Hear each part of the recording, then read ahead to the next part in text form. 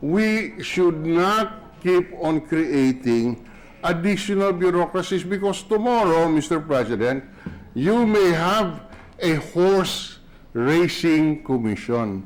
You may have a professional basketball commission. You may have a cockfighting commission, and all sorts of commission on the excuse that hindi po natututukan ng GAB itong activity na ito. That is precisely our point. We are, on the one hand, so the majority in this chamber has just sponsored a measure which will right-size the government.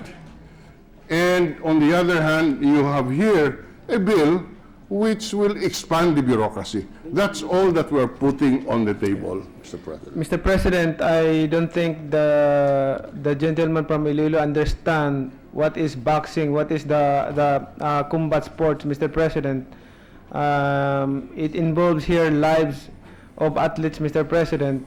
Like I said, a lot of athletes died in this arena, in this sport. So we should have a separate commission for the combat sports, especially boxing, Mr. President, for their safety. Mr. President, yes, I may not understand boxing in the manner that the gentleman understands it, but certainly we understand what government is all about. I cannot understand how the creation of a separate boxing commission will save lives. That cannot be done by the Games and Amusement Board.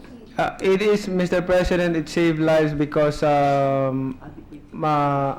makapag-focus sila. Hindi ba po pwede mag-focus ang GAB, Mr. President?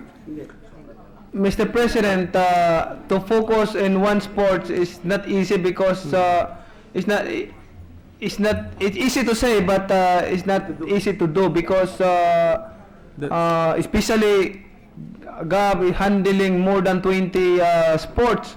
How can you focus in one sport? We have common sense to understand that, Mr. President. I have common sense, Mr. President. Handling, I stand corrected, Mr. President. I apologize of my words, but Mr. President, People die here. people died here. It involved lives, Mr. President. What I'm talking about is how can you focus in you are handling more than 20 sports?